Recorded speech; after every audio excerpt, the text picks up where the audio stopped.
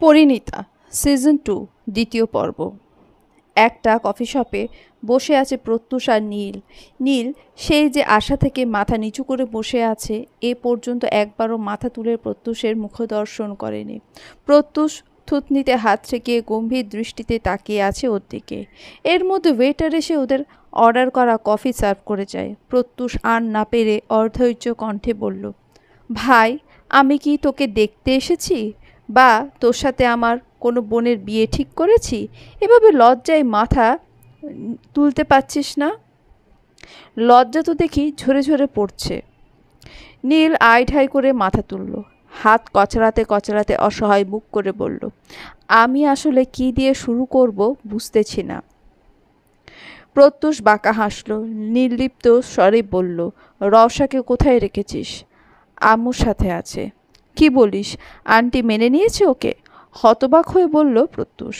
আম্মু প্রথমে অনেক ঝেড়েছে, রওশাকেও অনেক বাজে কথা বলেছিল তোর কাছে যাতে দিয়ে আসি। যদি ডিভোর্স দিস তুই, তারপরই আমি ওকে বিয়ে করে আমাদের বাড়ি নিয়ে যেতে পারবো। এর আগে না। আমি বলেছি ওর যাওয়ার জায়গা নেই। ইমোশনাল ব্ল্যাকমেল করেছি অনেক। একমাত্র ছেলের মুখের দিকে তাকিয়ে আম্মু থাকতে দিয়েছে ওকে। আম্মুর সাথেই থাকে অলওয়েজ। আম্মু বলেছে খুব তাড়াতাড়ি যাতে ডিভোর্সের ব্যবস্থা করি, নয়তো অন্যের বউকে আম্মু আর রাখতে পারবে না। ভাই রে ভাই, একটা জিনিস তুই এমন একটা সেন্সিটিভ বিষয়েও কিভাবে আন্টিকে মানিয়ে ফেললি? তুই তো জানিস আমার বাবা নেই, আম্মু অনেক বেশি দুর্বল আমার প্রতি। তাও পুরো 2টা দিন আমার সাথে কথা বলেনি। আমার সাথে কথা শুরু করার প্রথমেই বলেছে রওশাকে বিয়ের বহির্ভূত বাড়িতে রাখতে পারবো না, তোর সাথে ডিভোর্সটা যাতে তাড়াতাড়ি করায়। কণ্ঠ খাদে নামিয়ে পড়ল নীল। প্রত্যুষ কফির কাপে চুমুক দেয়, প্রখর স্বরে বলে, রওশার সাথে কিভাবে জড়িয়ে পড়লি? মেয়েটাকে দেখলেই আমার মায়া লাগতো। আমি জানি না আমি কিভাবে জড়িয়ে পড়েছি। বিশ্বাস কর, আমি যখন নিজেকে সরিয়ে আনতে চেয়েছি তখন আমার মনে পুরোপুরিভাবে ও গেঁথে গিয়েছিল। আমি তোকে বলার অনেক চেষ্টা করেছি, কিন্তু পারিনি। তোর কি মনে হয় আমি ঘাসে মুখ দিয়ে চলি, না ঘাস চিবাই? তোদের কাহিনী অনেক আগে থেকেই জানতাম আমি। শুধু ওয়েট করছিলাম দুজনের মধ্যে একজন হলেও যাতে আমাকে কথাটা বলিস। কিন্তু তোরা তো ভাই সেই লেভেলের, একবারে পালিয়েই গেলি। গমগমে স্বরে বলল প্রত্যুষ। নীল মুখ ছোট করে তাকালো, উদ্গ্রীব স্বরে বলল, তুই তো ভাই এখন মডার্ন হয়ে গেছিস। গ্রামের সবাই তো রওশাকেই খারাপ বলতেছে। তো বলবে না? তোরা যে বলদের মতো একটা কাজ করলি। বাই দ্য ওয়ে, রওশা জানে বাবার কথা? হ্যাঁ, আমরা দুজনেই দেখতে গিয়েছিলাম লুকিয়ে। রওশা আঙ্কেলকে অনেক ভালোবাসে রে। তুই কাজে ব্যস্ত ছিলিস তাই খেয়াল করিসনি, আর আমরা মুখ ঢেকে গিয়েছিলাম। ফোঁস করে শ্বাস ছাড়ল প্রত্যুষ। ও জানে ওর বন্ধু পাগল, পুরোপুরি পাগল না আধ পাগল বলা যায়। মাঝে মধ্যে এমন এমন কাজ করে যার ডেফিনেশন ওর নিজের কাছেই থাকে না। প্রত্যুষ তাকায় নীলের দিকে, মুখ লটকে তাকিয়ে আছে ছেলেটা। প্রত্যুষ বিভ্রান্ত স্বরে বলল, ডিভোর্সটা তাড়াতাড়ি হয়ে যাওয়া ভালো। কাগজ রেডি কর তাহলে। আমি কেন রেডি করব? রেডি তো করবি তুই। আমারও তো সময় নেই। ও মা, বিয়ে করবা তুমি আর এত খাটুনি খাটবো আমি? কিছু করতে পারবো না, সব তুই করবি। আচ্ছা ভাই, আচ্ছা। ক্ষণকাল কেটে গেল নীরবতায়। বিরতি টেনে অপেক্ষা করল নীল প্রত্যুষ কিছু বলার আশায়, কিন্তু প্রত্যুষ কিছু বলছে না। নীলের হাঁসফাঁস বাড়ল। আশেপাশে চঞ্চল দৃষ্টি ঘোরালো ও সবাই বসে আছে যার যার বুক করা টেবিলে। একটা নীরব পরিবেশ। বেশিরভাগ মানুষই এসেছে তাদের প্রিয় মানুষের সাথে একান্তে টাইম স্পেন্ড করতে। প্রত্যুষ নিজের কফি শেষ করল, হাত মুষ্টিমেয় করে থুতনিতে ঠেকিয়ে বলল, তোর কফি ঠান্ডা হয়ে গেছে, এখনও এক চুমুকও খেলি না। ত্রস্ত হাতে কফির মগ তুলল নীল, এক ঢোকে গিলে নিল সবটা। প্রত্যুষ হাসল, টিস্যু বক্স থেকে টিস্যু নিয়ে ঠোঁটে লেগে থাকা কফিটুকু মুছে দিল। টেডি হেসে বলল, শরবত হয়ে গেছিল তাই না? তুই মেয়ে হইলে না কেন? তাহলে তো আর সম্পর্কগুলো এত এত জটিলতা থাকতো না। আমি তোকে বিয়ে করে নিতাম। কাহিনী শেষ। ঠোঁট উল্টে বলল নীল। প্রত্যুষ শব্দ করে হাসল, ভ্রু উঁচিয়ে বলল, আজকে আমার টেপ রেকর্ডারের মুখে কথা এত কম কেন? ভুল করেছি তাই তাই কথা একটু কম বলি। তুই যদি বলিস আমাকে মাফ করে দিয়েছিস, আমি আবার পুরোদমে কথা শুরু করব। প্রত্যুষ হাসি মলিন হয়ে আসে। বিমর্ষ চিত্তে চাইল ও। কণ্ঠ খাদে নামিয়ে বলল, তোর উপর রাগ করিনি আমি নীল। তুই তোর ভালোবাসাকে প্রাধান্য দিয়েছিস, সমাজ, আশেপাশের মানুষ, কারোর কথা ভাবিসনি। আমি তো সেটা পারিনি। আমি কিভাবে রাগ করতে পারি তোর ওপর? আর মেয়েটাকে ভালো রাখতে পারিনি আমি, আর না ভালোবাসতে পেরেছি। এবার অন্তত একটা সুখের সংসার হোক ওর। আর তোর? নীলের প্রশ্নে থমকালো প্রত্যুষ। চোখ বন্ধ করে কিছুক্ষণ ভাবল ও। নিজের অনুভূতি চেপে রেখে গভীর শ্বাস ফেলল। তাচ্ছিল্যে হেসে বলল, ওটা আমার ভাগ্যে নেই। তুই নিজের দিকে ফোকাস কর। যেহেতু ওর হাত ধরেছিস, তাহলে ওকে ভালো রাখার দায়িত্ব তোর। নীল হতাশ চোখে চাইল ওর দিকে, উদ্গ্রীব স্বরে বলল, এখনও এ কথাটা বলবি? তোর অনুভূতি প্রাণনেশার জন্য তীব্র থেকেও তীব্রতর। এখনও ভুলতে পারিসনি মেয়েটাকে। আমি জানি প্রাণনেশাও সেম। এবার অন্তত নিজের জীবনটাকে সুযোগ দে। প্রাণনেশার কথা বলিস না নীল। আমি ওকে ডিজার্ভ করি না। আমার সাথে ওর যায় না। ও কেন সেকেন্ড হ্যান্ড কাউকে নিয়ে সংসার করবে? সিটকিয়ে বলল প্রত্যুষ। নীল দ্বিধাগ্রস্ত হয়ে বলল, সেকেন্ড হ্যান্ড? প্রত্যুষ চোখে দ্বিধা, সংকট। তিতকুটে ঢোক গিলল ও। বলল, অবশ্যই। প্রাণ এমনিতেও সেকেন্ড হ্যান্ড জিনিস পছন্দ করে না। সেখানে ও জীবনসঙ্গী হিসেবে আমার মতো একটা ছেলেকে কি করে চুজ করতে পারে ও? সাথে সাথে আমার কিছু না থাকুক, তবুও আমার গায়ে ডিভোর্সি তকমা লেগে যাবে। অথচ আমার প্রাণ নেশা পিওর। আমি সব সময় চেয়ে গেছি ও চাইব প্রাণ নেশার জন্য বেস্ট কেউ আসুক, ওর যে যোগ্য। আমি ওর যোগ্য নই। প্রত্যুষ নিজেকে এত ছোট করে কেন দেখছিস? নীলের কণ্ঠে প্রচণ্ড হতাশা। বাদ দে এসব নীল, ভালো লাগছে না এসব কথা বলতে। একবার ভেবে দেখ প্রত্যুষ, ভাবার কিছুই নেই। আমিও যোগ্য নই। ওকে পাওয়ার যোগ্যতা আমি 6 বছর আগেই হারিয়ে ফেলেছি। প্রত্যুষের ভারী গলা, কণ্ঠে বিষণ্ণতা, যেন অন্তরের গভীরে এক কঠিন পাথর চেপে বসেছে। প্রত্যুষ উঠে দাঁড়ালো, শান্ত স্বরে বলল, হয়েছে বহুত কথা, এবার যেতে হবে। তুই যাবি নাকি এভাবে বসে থাকবি? নীল চিন্তায় মুখ কুঁচকে বসেছিল। প্রত্যুষের কথায় মাথা ঝাঁকিয়ে বের হলো ওর সাথে। দুজনে একসাথে বেরিয়ে এসে ক্যাফেটেরিয়া থেকে। প্রত্যুষ গাড়ির কাছে আসতেই বিদায় জানিয়ে বলল, আচ্ছা দোস্ত বাই, পেপার রেডি হলে জানাস আমাকে, আমি সাইন করে দেব। ওকে। প্রত্যুষ গাড়িতে উঠতে যাবে, তার আগেই নিজের নাম কর্ণপাত হতেই পেছনে ফিরে তাকালো ও। কপালে ভাঁজ ফেলে তাকিয়ে দেখল উচ্ছ্বাস আসছে দ্রুত পায়ে, সাথে নাম ধরে ডাকছে ওকে। প্রত্যুষ অবাক দৃষ্টিতে তাকিয়ে বিড় বিড় করে বলল, শিট, এই ছেলেটা। বলেই দ্রুত উঠতে গেল গাড়িতে। নীল ব্যগ্রস্বরে বলল, এ কি, তুই গাড়িতে উঠতে যাচ্ছিস কেন? ছেলেটা ডাকছে তোকে। চুপ থাক বেয়াদব। প্রত্যুষ গাড়িতে উঠল ঠিকই, কিন্তু গাড়ির দরজা অফ করার সময়টুকু পেল না। তার আগেই উচ্ছ্বাস এসে বাধা দিল। হাঁপাতে হাঁপাতে ধরফর করে বলল, ভাই কতক্ষণ ধরে ডাকছিলাম আপনাকে। প্রত্যুষ বেরিয়ে আসে, আমতা আমতা করে বলে, সরি, আসলে আমি দেখতে পাইনি আপনাকে। লায়ার, আমি স্পষ্ট খেয়াল করেছি আপনি আমাকে দেখার পরেই তড়িঘড়ি করে গাড়িতে উঠতে যাচ্ছিলেন। ওই দিনও আপনি আমাকে দেখে হুদায় গটগটিয়ে চলে গেলেন। অ্যাটিটিউড দেখান নাকি? ছি ছি, অ্যাটিটিউড কেন দেখাবো? আসলে আমার সেদিন মন খারাপ ছিল প্রচণ্ড, আর আজকে আপনাকে দেখতেই পাইনি। Trust me. এক্সকিউজ দিতে দিতে বলল প্রত্যুষ। উচ্ছ্বাস চোখ ছোট ছোট করে চাইল, সন্দিহান কণ্ঠে বলল, সত্যি তো? হুম। নীল একবার প্রত্যুষের দিকে তাকায় তো একবার উচ্ছ্বাসের দিকে। দুজনের কারোর কাহিনী বুঝতে না পেরে অবুঝ গলায় বলল, প্রত্যুষ, উনি কে? উচ্ছ্বাসের দৃষ্টি এবার নীলের দিকে বর্তায়। প্রত্যুষ দুজনকে পরিচয় করিয়ে দিয়ে বলল, উচ্ছ্বাস ও আমার বেস্ট ফ্রেন্ড নীল। আর নীল ও উচ্ছ্বাস প্রাণনেশার ক্লোজ ফ্রেন্ড। শেষ কথায় তবদা খেয়ে তাকালো নীল, হাঁ করে বিহল কণ্ঠে বলল, প্রাণনেশার ফ্রেন্ড? প্রাণনেশার ফ্রেন্ডের সাথে তোর পরিচয় হলো কিভাবে? উচ্ছ্বাস এগিয়ে এসে হ্যান্ডশেক করল, মুখে হাসি ফুটিয়ে বলল, পরিচয় হওয়ার সময় তো আমি জানতাম না যে প্রাণনেশা ওনার বোন হয়। বোন?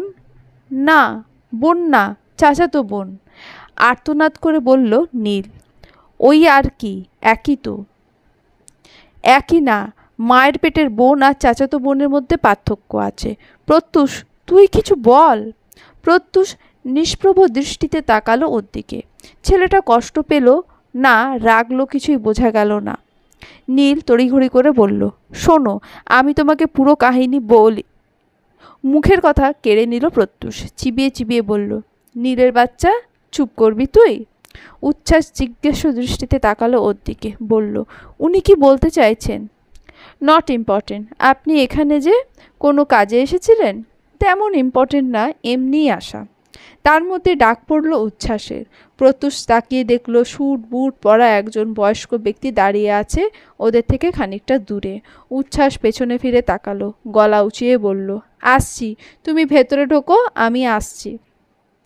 কথা মতো ভেতরে চলে গেলেন তিনি। নীল জিজ্ঞেস করে, কে উনি? কাছের একজন। ঠোঁট গোল করে বোঝালো নীল। উচ্ছ্বাস প্রত্যুষের দিকে তাকিয়ে বলল, তো প্রত্যুষ, ভালো আছেন তো আপনি? এখনও মন খারাপ? মন খারাপ হলেও কি করার উচ্ছ্বাস? মলিন হেসে বলল প্রত্যুষ, কষ্ট পাইয়েন না, এই সুন্দর পৃথিবী ছেড়ে একদিন সবাইকে চলে যেতে হবে।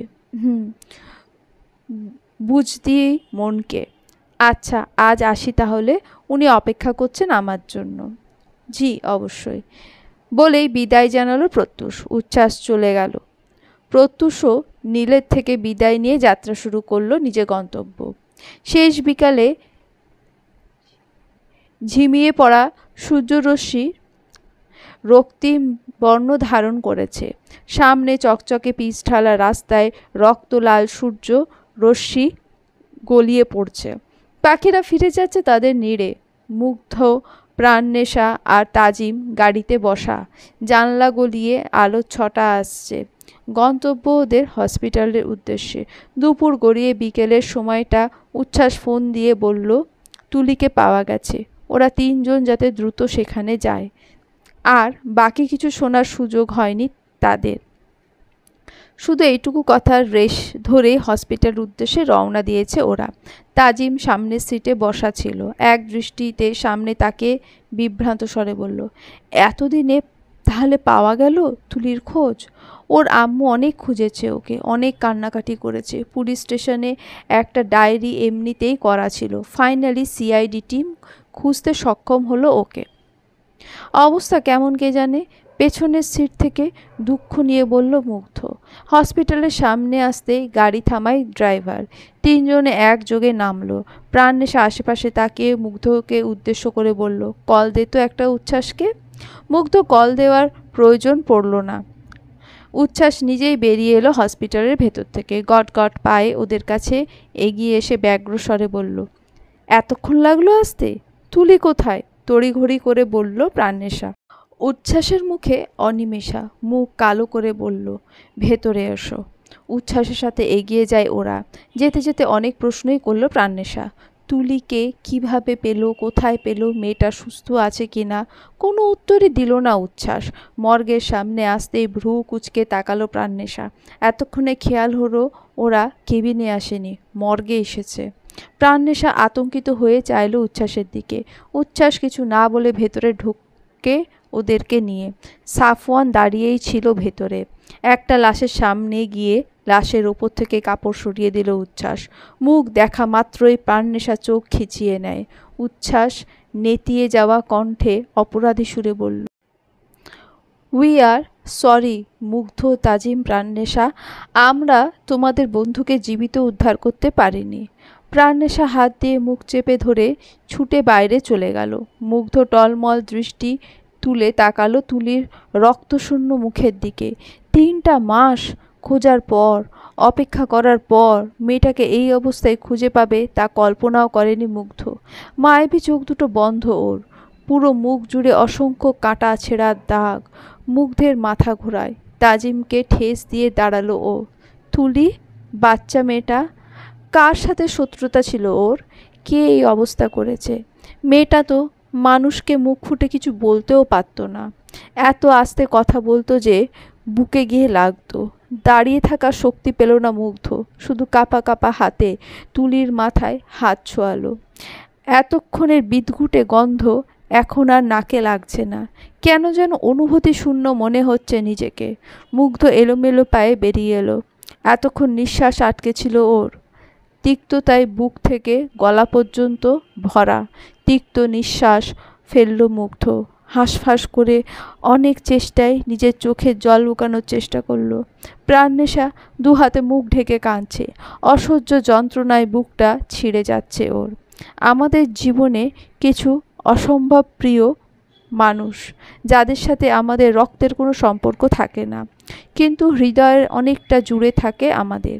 তুলি প্রাণনেশা তেমন একজন মানুষ, যে আপু আপু বলে মুখে ফেনা তুলে ফেলত। প্রাণনেশার প্রতিটা কথা অক্ষরে অক্ষরে পালন করার চেষ্টা করত। প্রাণনেশা দেওয়ালের সাথে পিঠ ঠেকিয়ে কাঁদছে, কোনো মতেই কান্না আটকাতে পারছে না। উচ্ছ্বাস দৌড়ে এলো ভেতর থেকে, প্রাণনেশার সামনে দাঁড়িয়ে ধরফরিয়ে বলল, ওর আম্মুকে খবর দেওয়ার সাহস হয়নি আমার। মানুষটা 3 মাস ধরে ভরসা রেখেছে আমার ওপর। আমি তার মেয়েকে খুঁজে দেব। খুঁজে পেয়েছি ঠিকই, কিন্তু জীবিত না। প্রাণনেশা প্রশ্নবোধক দৃষ্টিতে তাকায়, চোখ দিয়ে অবিকল ধারায় অশ্রু গড়িয়ে পড়ছে। দৃষ্টিতে হাজারো প্রশ্ন।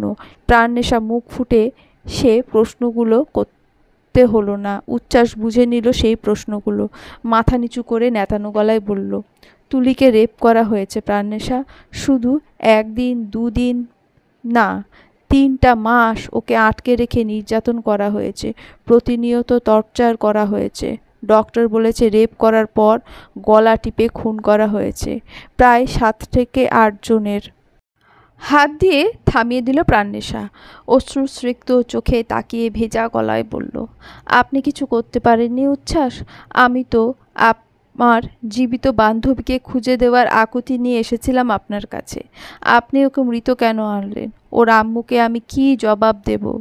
ওর মৃতদেহের সাথে ওর অপরাধীদের কেন নিয়ে আসলেন না উচ্ছ্বাস? আমার তুলির জাস্টিস কোথায়? হাত মুষ্টিবদ্ধ করে মাথা নিচু করে দাঁড়িয়ে থাকলো উচ্ছ্বাস।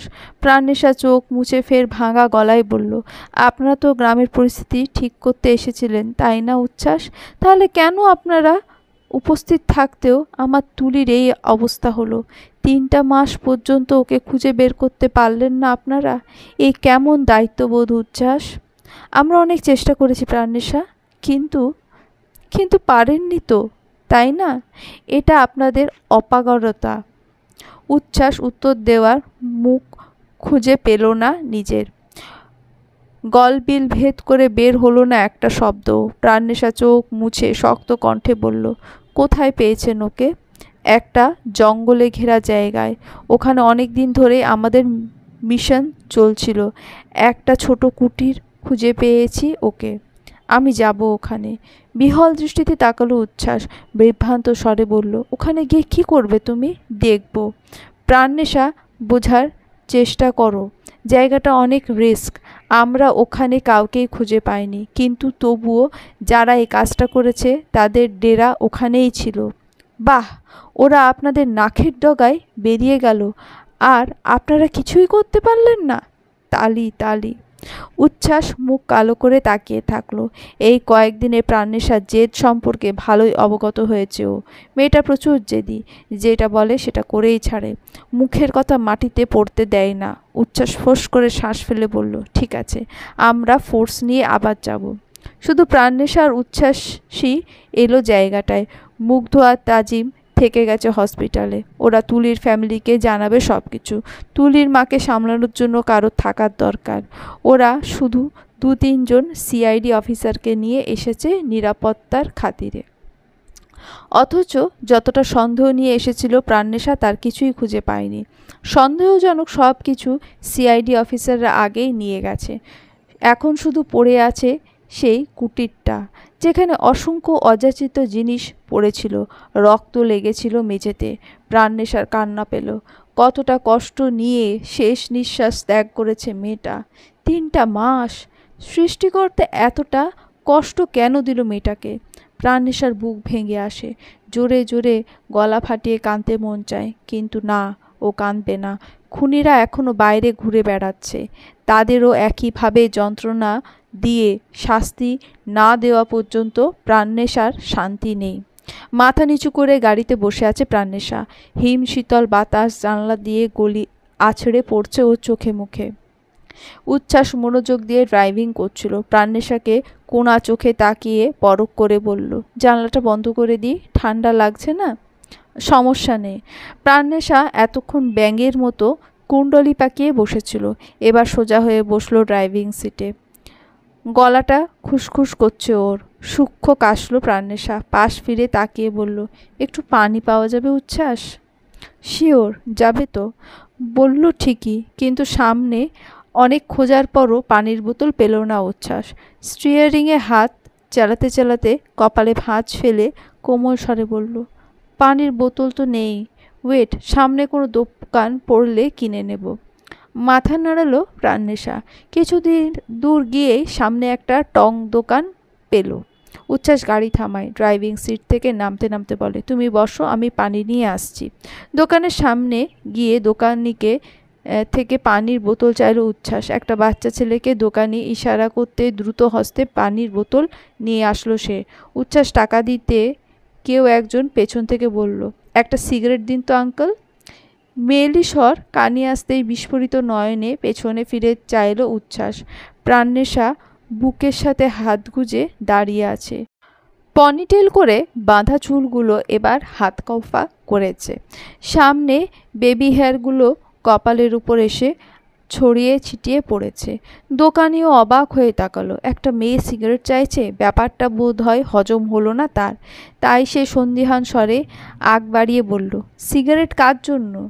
যার জন্যই কিনি, আপনি টাকা পেলেই হয়েছে, আর আপনার দোকান থেকে জিনিস বিক্রি হলেই হয়েছে। এমন মুখঝামটা খেয়ে দেবে গেল দোকানদার। আর কোনো পেঁচানো কথা না বলে প্রাণনেশার দিকে সিগারেট এগিয়ে দিল। সুতা দিয়ে ঝোলানো লাইটারের সিগারেট জ্বালালো প্রাণনেশা। হাঁ করে তবদা খেয়ে দাঁড়িয়ে থাকা উচ্ছ্বাসের হাত থেকে ছো মেরে পানির বোতল কেড়ে নিল। যেতে যেতে গলার স্বরে উঁচিয়ে বলল, সিগারেটের টাকাটাও দিয়ে দিন। উচ্ছ্বাস পাথর বনে দাঁড়িয়ে গেল কিছুক্ষণ। হুঁশ ফিরতেই দোকানির পাওনা টাকা পরিশোধ করলো উচ্ছ্বাস। গাড়ির বনেটের সাথে হেলান দিয়ে সিগারেটের বিষাক্ত ধোঁয়া উড়াচ্ছিল প্রাণনেশা। উচ্ছ্বাস হন্তদন্ত হয়ে আসলো ওর কাছে।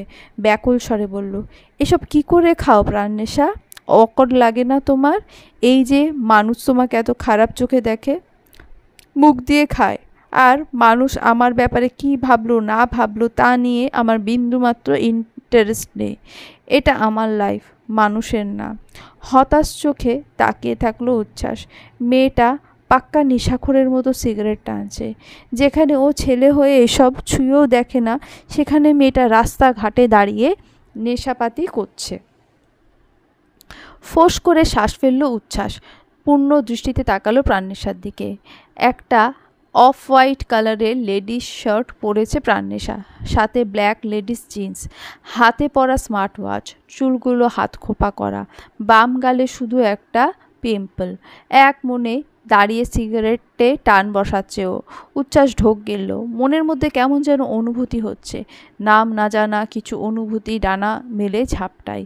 শেষমেশ একটা নেশাখোর মেয়েকে সিগারেট টানতে দেখে ক্রাশ খেলো সিআইডি উচ্ছ্বাস শাহরিয়ার। ছি ছি, এটা যদি টিমের কেউ জানে, মান ইজ্জত থাকবে ওর? ফোনের রিংটোনে ভাবনার সুতো কাটলো উচ্ছ্বাসের। কল রিসিভ করে একটু দূরে গিয়ে দাঁড়ালো ও। প্রাণনেশা অন্যমনস্ক ছিল। মস্তিষ্কে কিছু ভাবনা কিলবিল করছিল ওর। কারোর গটগট পায়ে ভাবনা থেকে বেরিয়ে আসে প্রাণনেশা। ভাবলো হয়তো উচ্ছ্বাস, অথচ সামনের মানুষটাকে দেখে চোখ কোটর থেকে বেরিয়ে আসার উপক্রম হলো। গাঁট হয়ে দাঁড়িয়ে আছে প্রত্যুষ। হতভাগ বিভ্রান্ত চোখে তাকিয়ে আছে ও। জুহুরির চোখে তাকিয়ে পুরোপুরি স্ক্যান করছে প্রাণনেশাকে। প্রাণনেশা চটজলদি পেছনে হাত লুকালো। আশ্চর্যজনকভাবে প্রচণ্ড ভয় লাগছে ওর, অথচ প্রাণনেশা ভয় কি সেটা ভুলেই গেছিল। সকল অনুভূতিকে দাফন করে অনুভূতিহীন হয়ে বেঁচেছিল। প্রত্যুষ কয়েক কদম এগিয়ে আসে ওর দিকে, বিহল ভঙ্গুর স্বরে বলে, কি করছিলিস তুই? প্রাণনেশা থমকালো। এই প্রথমবার দেশে আসার পর এই প্রথমবার প্রত্যুষ কথা বলল ওর সাথে। এতদিনেও দুজনের মধ্যে একটুও কথা হয়নি। না প্রত্যুষ বলেছে কথা, না প্রাণনেশা।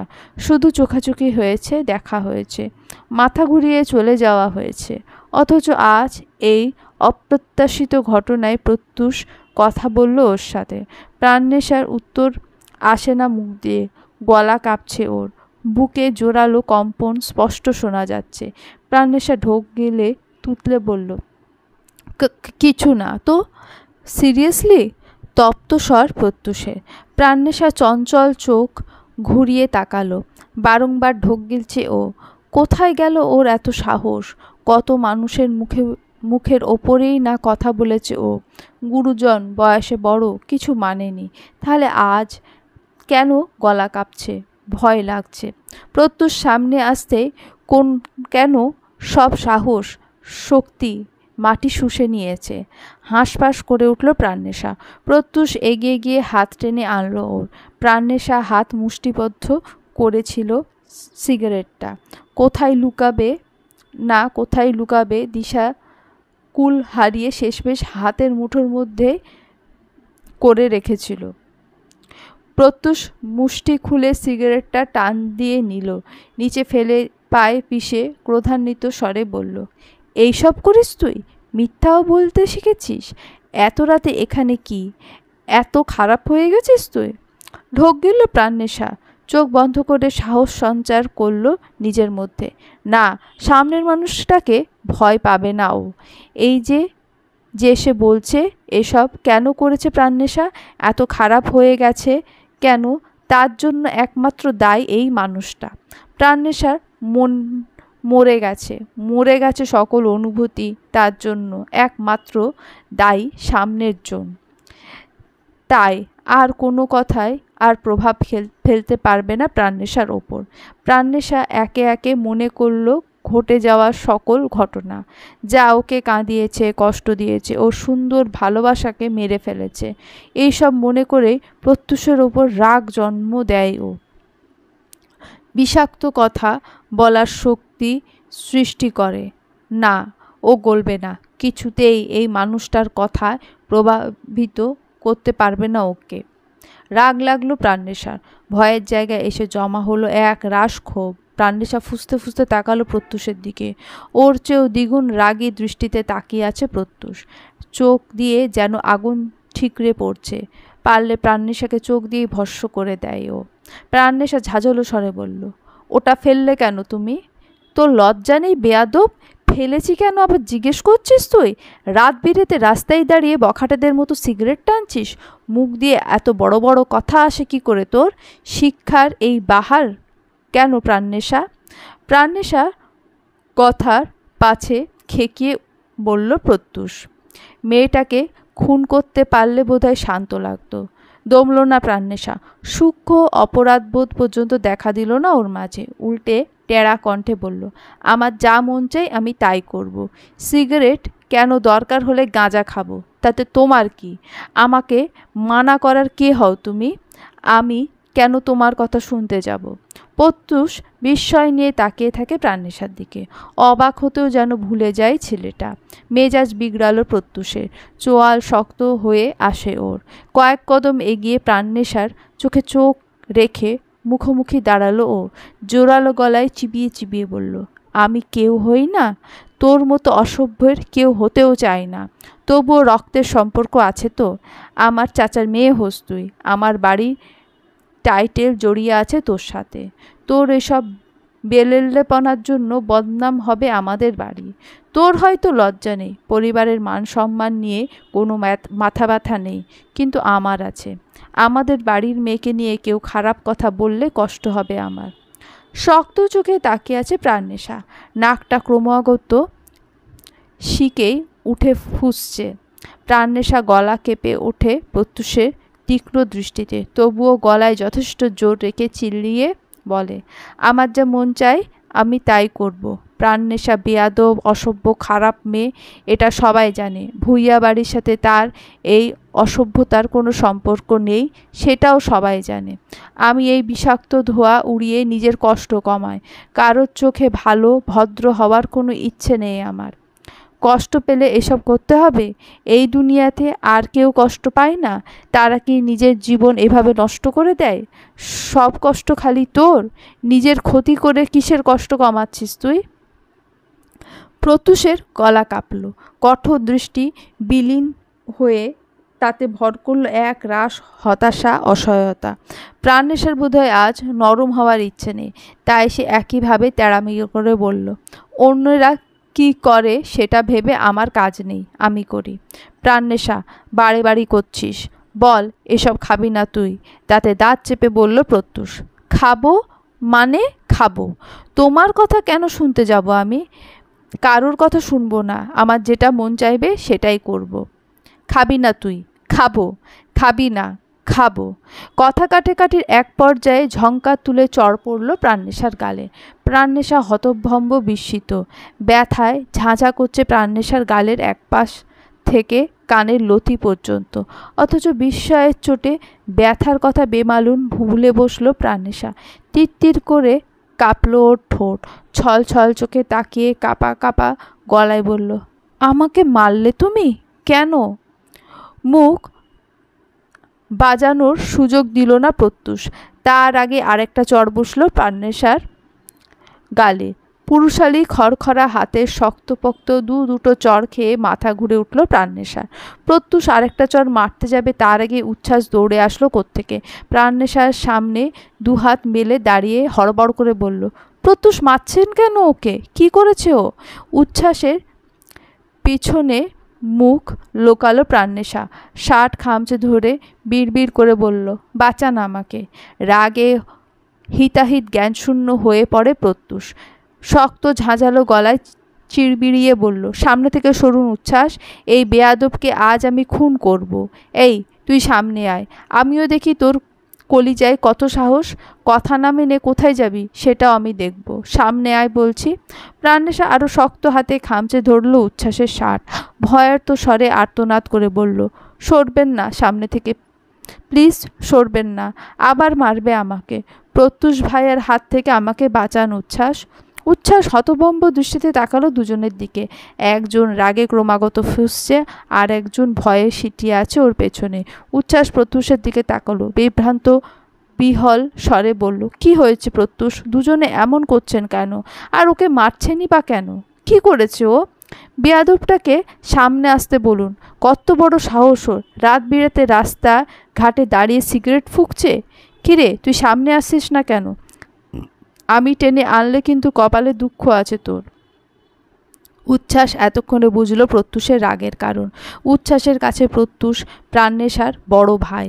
কোনো বড় ভাই নিশ্চয়ই তার বোনকে এইসব করতে দেখে শান্ত থাকতে পারবে না। উচ্ছ্বাস প্রত্যুষকে শান্ত করার চেষ্টা করে বলল, শান্ত হন প্রত্যুষ, ও ভয় পাচ্ছে আপনাকে। ভয় না ছাই, ঢং সব। উচ্ছ্বাস পেছনে তাকিয়ে মোলায়েম স্বরে বলল, প্রাণনেশা সামনে এসো। প্রাণনেশা দুপাশে না বোধক মাথা নাড়ায়, বিড়বিড় করে বলে, আমাকে মারবে? মারবে না প্রাণনেশা, সামনে এসো, আমি আছি না। ইঁদুরের মতো মুখ উঁচিয়ে চাইল প্রাণনেশা। অসহায় দৃষ্টিতে তাকিয়ে মুখ কালো করে সামনে উচ্ছ্বাসের পাশে এসে দাঁড়ালো। প্রত্যুষ গটগটিয়ে সামনে আসলো, গম্ভীর দৃষ্টিতে উচ্ছ্বাসের দিকে তাকিয়ে প্রখর স্বরে বলল, জেন্টলম্যানরা রাত বিরেতে এভাবে মেয়ে নিয়ে ঘোরে না। পছন্দ করলে সোজা মেয়ের বাবাকে বিয়ের প্রস্তাব দেন। আশা করি আপনি বুঝেছেন আমি কি বলতে চাইছি। উচ্ছ্বাস হাঁ করে তাকিয়ে থাকলো, অথচ ওর বিস্ময়কে এক প্রকার অদেখা করে প্রত্যুষ প্রাণনেশার হাত ধরে এক টানে নিয়ে গেল ওর কাছে। ট্রলি ব্যাগের মতো টেনে হিচড়ে নিয়ে গিয়ে গাড়িতে তুলল। চলবে।